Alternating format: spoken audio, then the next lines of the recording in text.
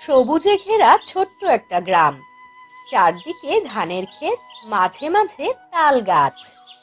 নদীর পাড়ে কাশফুল দুলছে। সেই গ্রামেই থাকতো এক গরিব চাষি আব্দুল আর তার স্ত্রী হালিমা। সকালের আলো ফোটার আগে থেকেই আব্দুলের ক্ষেতের কাজে নামতে হতো। সারাদিন ঘাম ঝরিয়ে সে কাজ করত, তবুও ভাগ্য তার সহায় হতো না। সেদিন বিকেল বেলায় ক্লান্ত শরীরে আব্দুল মাঠ থেকে ফিরছিল। তার হাতে ছিল বাঁশের ডালি, তাতে মাত্র কয়েক আঁটি ধান। আব্দুল ঘরে ফিরলে হালিমা হাঁফ ছেড়ে বলল, আব্দুল, এইটুকু ধান দিয়ে কি সংসার চলবে? সারাটা বছর পরিশ্রম করে এমন ফল? আব্দুল মাথা নিচু করে দীর্ঘশ্বাস ফেলে বলল, আমি কি করব হালিমা, মাটি ফসল দিল না। সৃষ্টিকর্তাই জানেন উনি কেন এভাবে পরীক্ষা নিচ্ছেন। দুজনেরই চোখে জল এসে গেল। এরপর আরেক দিন ধান নিয়ে বাড়ি ফেরার পথে রোদে জ্বলছিল মাটি। আব্দুল হাঁটছে ধীরে ধীরে। হঠাৎ পথের ধারে তার চোখে পড়ল এক রোগা হাড় সর্বস্ব ষাঁড়। সেই ষাঁড়টি দুঃখ ভরা চোখ নিয়ে দাঁড়িয়েছিল। আরে, এই ষাঁড়টির তো খুব খারাপ অবস্থা। দেখে তো মনে হচ্ছে বেশ অনেক দিনের অভুক্ত। আব্দুল ষাঁড়টিকে দেখে থেমে গেল। মনে মনে যুদ্ধ শুরু হলো তার। এইটুকুই আমার সংসারের ভরসা।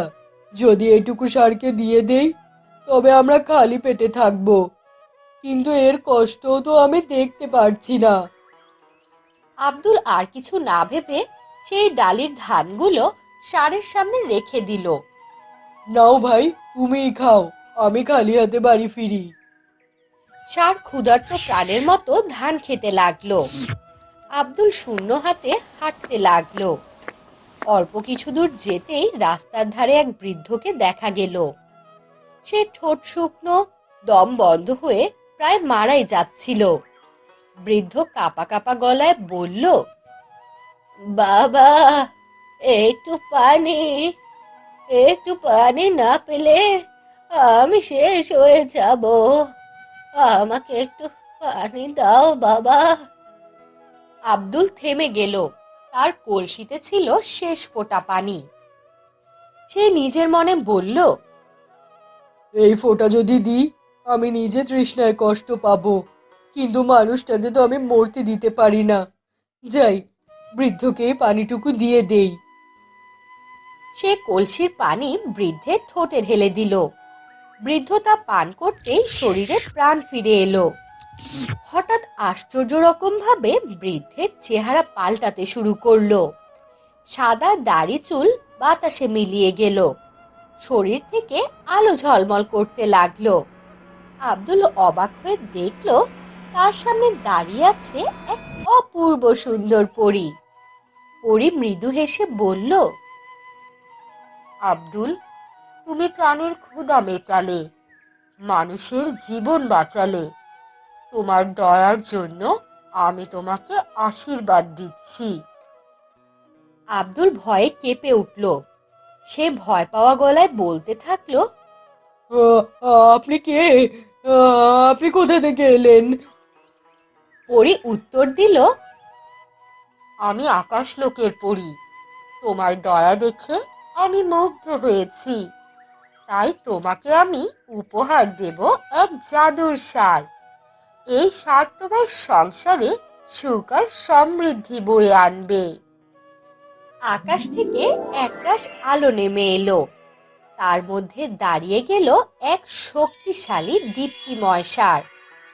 তার কপালে ছিল সোনার দাগ এবং চোখ জলজল করে জ্বলছিল। আপনাকে অনেক অনেক ধন্যবাদ পরি। আপনি আমার অনেক বড় উপকার করেছেন। আপনার এই উপকারের কথা আমি কখনো ভুলবো না। আব্দুল ষাঁড়টাকে বাড়ি নিয়ে এলো। সেদিন থেকে আশ্চর্য সব ঘটনা ঘটতে শুরু করলো। ষাঁড় যখনই মাঠে হেঁটে যায়, শুকনো জমি সবুজ হয়ে ওঠে, ধান গাছ দ্বিগুণ হয়ে বড় হয়ে যায়। এক রাতেই খালি গোলা ভরে যায় ধানে। হালিমা বিস্ময় নিয়ে আব্দুলকে বলে, আব্দুল, এ যেন অলৌকিক। সৃষ্টিকর্তা আমাদের দয়ার প্রতিদান দিয়েছেন। ষাঁড়টাকে তারা নিজের সন্তানের মতো যত্ন নিতে লাগলো। প্রতিদিন সকালবেলা হালিমা তার গলায় মালা পরিয়ে দিত, আব্দুল খাওয়াতো দুধ ভাত। ধীরে ধীরে গ্রামের মানুষ খেয়াল করলো আব্দুলের ঘরে অভাব নেই, খেতে সোনালী ধান এবং তার ঘরেও অনেক খুশি। গ্রামের ধনী লোক হাসেম এসব দেখে বেশ হিংসায় জ্বলতো। সে একদিন বন্ধু আব্দুলের কাছে এসে বলল, বন্ধু, তোমার শার্টটা আমাকে দাও, আমি তোমাকে মোটা টাকা দিব। আব্দুল হেসে জবাব দিল, না হাসেম ভাই, এই সার আমার জীবনের ভরসা, আমি এটাকে বিক্রি করতে পারবো না। হাসেম দাঁতে দাঁত চেপে আব্দুলকে বলল, দেখো, পরে কিন্তু আফসোস করো না। এরপর হাসেম নানাভাবে আব্দুলের কাছ থেকে তার শার্টটি নেয়ার চেষ্টা করতে লাগলো, কিন্তু আব্দুল তার কথাতেই অটল ছিল। তাই একদিন হাসেম দুষ্টু বুদ্ধি আটলো। তারপর এক রাতে হাসেম চুপি চুপি আব্দুলের গোয়াল ঘরে ঢুকলো। আজ এই সার আমি চুরি করে আমার করে নিয়ে যাব। হি হি হি হি হি। কিন্তু হাসেম যখনই ষাঁড়কে বেঁধে নিতে লাগলো, ষাঁড়ের চোখ লাল হয়ে উঠল। ষাঁড়ের এক গর্জনে পুরো গ্রাম কেঁপে উঠল। ষাঁড় ডানা মেলে আকাশে উঠে গেল এবং সেই সাথে সে শিং দিয়ে হাসেমকে আকাশে তুলে নিয়ে গেল। ওরে বাবা রে, এসব কি হচ্ছে? আমাকে ছেড়ে দাও, আমি আর কখনোই লোভ করব না। এই আব্দুল ভাই, আমাকে বাঁচা, আমাকে বাঁচা আব্দুল ভাই, তোর ষাঁড় আমাকে মেরে ফেলবে। গ্রামবাসী এইসব দেখে ভয়ে চিৎকার করতে লাগলো। সকালের আলো ফুটতেই সবাই দেখলো হাসেম আর এই গ্রামে নেই। ষাঁড় তাকে বিদেশের কোনো এক অজানা দেশে ফেলে এসেছে। সেদিনের পর থেকে গ্রামবাসী কেউ আর কখনোই কোনো লোভ করেনি। বহুকাল আগে এক রাজ্য ছিল। সেই রাজ্যের নাম ছিল চন্দ্রকানন। চন্দ্রকানন রাজ্যে প্রতি সকালে সূর্যের প্রথম আলোয় ফুটতো এক আশ্চর্য ফুল, যাকে মানুষ জীবন ফুল বলতো। বলা হতো এই ফুল না ফুটলে রাজ্য জুড়ে আনন্দ হারিয়ে যায় আর সব প্রাণ ক্লান্ত হয়ে পড়ে। সেই ফুলের যত্ন নিত এক পরী, যার নাম ছিল ফুলকুমারী। সে পরী ছিল রাজ্যের সবার আপন। হাসি মুখে সে প্রতিদিন ফুলের সাথে কথা বলতো। কেমন আছো প্রিয় ফুলেরা? আজ তোমাদের অন্য দিনের চেয়ে আরো বেশি সুন্দর দেখাচ্ছে। একদিন সকালে রাজপ্রাসাদ থেকে দূত দৌড়ে এলো। মহারাজ, আজ বাগানের কোনো ফুলেই রং নেই, সব সাদা হয়ে গেছে।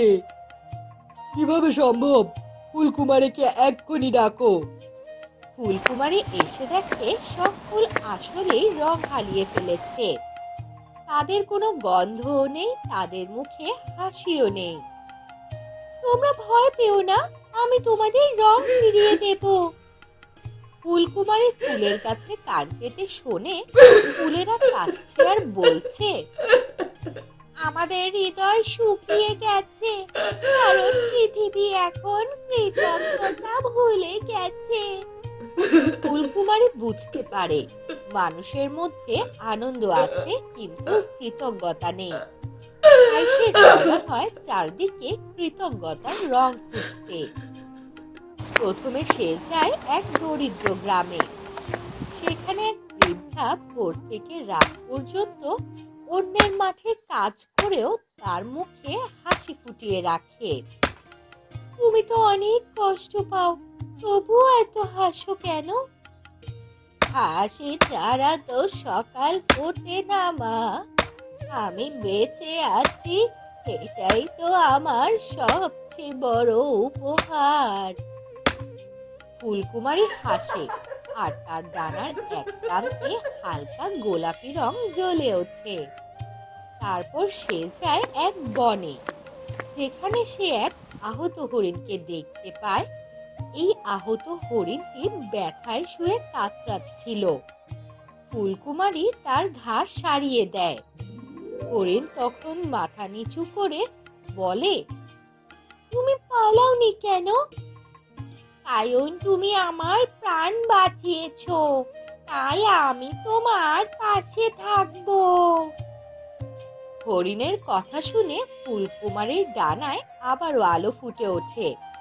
ফুলকুমারী যখন রং সংগ্রহ করছে, তখন রাজ্যের অন্ধকার জঙ্গলে ঘাপটি মেরে আছে এক ছায়াপরী, যার নাম ছিল নিশিমা। এক সময় সেও ফুলের পরী ছিল, কিন্তু ঈর্ষায় অন্ধ হয়ে নিজের রং হারিয়ে ফেলেছে সে। তুমি আমার ফুলগুলোতে রং ফিরিয়ে আনতে চাও? যদি পৃথিবী কৃতজ্ঞ হয়, তবে আমার অন্ধকার কোথায় যাবে? এই কাজ আমি তোমাকে কখনো করতে দিব না। নিশিমা মন্ত্র করে ফুলকুমারীর পথে ঝড় তোলে, কিন্তু এতে ফুলকুমারী একটুও ভয় পায় না। আমি ভয় পাই না, কারণ রং ভালো কাজের ফল, কোনো ক্ষমতার নয়। ফুলকুমারী নিজের হাত থেকে আলো ছুড়ে দেয় আকাশে। তখন চাঁদের আলো নেমে আসে আর ঝড় থেমে যায়। এসব দেখে নিশিমা চিৎকার করে ওঠে আর বলে, তুমি আমার অন্ধকার কেড়ে নিলে ফুলকুমারী। না, আমি তোমার আলো ফিরিয়ে দিয়েছি নিশিমা। নিশিমার চোখ ভরে ওঠে অশ্রুতে। তার পরা কালো পোশাক সাদা হয়ে যায়, আর সে আবারও পরীতে পরিণত হয়। এসব কিছুর পর ফুলকুমারী ফিরে আসে তার নিজের রাজ্যে। সে বৃদ্ধার হাসি, হরিণের কৃতজ্ঞতা আর নিশিমার অনুশোচনা, এই তিনটি রং নিজের ডানায় মিশিয়ে নিয়ে উঠতে উঠতে সে চলে আসে ফুল বাগানে আর হাত ছড়িয়ে বলে, জাগো ফুলেরা, তোমাদের রং আমি নিয়ে এসেছি মানুষ আর প্রাণীর হৃদয় থেকে। এক মুহূর্তেই তার পুরো বাগান আবারও ঝলমল করে ওঠে। লাল, নীল, হলুদ, বেগুনি, প্রতিটি ফুলেই ফুটে ওঠে জীবনের উচ্ছ্বাস। রাজা বেশ খুশি হয় এসব দেখে। রাজা আবারও ফুলকুমারীকে ডেকে বলে, তুমি রাজ্যকে নতুন জীবন দিলে পরী, আমি তোমার কাছে অনেক কৃতজ্ঞ। তারপর থেকে চন্দ্রকানন রাজ্যে প্রতি বসন্তে একদিন কৃতজ্ঞতার উৎসব পালিত হয়। সেদিন সবাই তার প্রিয় কিছু একটা ফুলকুমারীর বাগানে এনে রাখে। অনেক অনেক দিন আগে পাহাড়, নদী আর জঙ্গলের মাঝখানে লুকিয়ে থাকা এক অদ্ভুত সুন্দর গ্রাম ছিল। তার নাম ছিল ফুলতারা। সেই গ্রামে একটা অদ্ভুত ব্যাপার ছিল। রাত হলে পুরো গ্রামটা হাজার হাজার জোনাকির আলোয় জ্বলে উঠত। মানুষদের কাছে যেন তারা মাটিতে নেমে আসতো। গ্রামের লোকেরা বলতো, আলোর গ্রাম মানেই আমাদের ফুলতারা। কিন্তু এক রাতে হঠাৎ বিপদ ঘটে গেল। যেই মাত্র সূর্য ডুবে গেল, গ্রামের লোকেরা তখন অপেক্ষা করছিল জোনাকির জন্য। কিন্তু সেদিন একটাও জোনাকি দেখা গেল না। আকাশ অন্ধকার, পথ অন্ধকার, মানুষের মুখেও যেন অন্ধকার নেমে এলো। মুহূর্তেই সবাই চিৎকার শুরু করলো, জোনাকি নেই, গ্রামটা অন্ধকার হয়ে গেছে। এটা তো বেশ খারাপ লক্ষণ। কিছু বড় বিপদ আসছে আমাদের জন্য। সবাই দৌড়ে গ্রাম প্রধানের বাড়িতে গেল। তাদের মধ্যে একমাত্র শান্ত ছিল একটা মেয়ে, যার নাম ছিল ফুলকুমারী। ফুলকুমারী সবার চেঁচামেচি দেখে নিঃশব্দে আকাশের দিকে তাকিয়েছিল। তার দাদি এসে বললেন, মা, কি হলো? তোকে তো দেখে মনে হচ্ছে যে তোর কোনো ভয় নেই। ভয় করলে তো কিছুই হবে না দাদি, সমস্যা হলো কেন আর জোনাকি আসেনি? এখানে ভয় পাওয়ার তো কোনো কারণ নেই। দাদি দীর্ঘশ্বাস ফেলে বললেন, হায়, সবাই বলে তুই দুষ্টু, কিন্তু আমি জানি তুই খুব বুদ্ধিমতী। ফুলকুমারী খিলখিল করে হাসলো।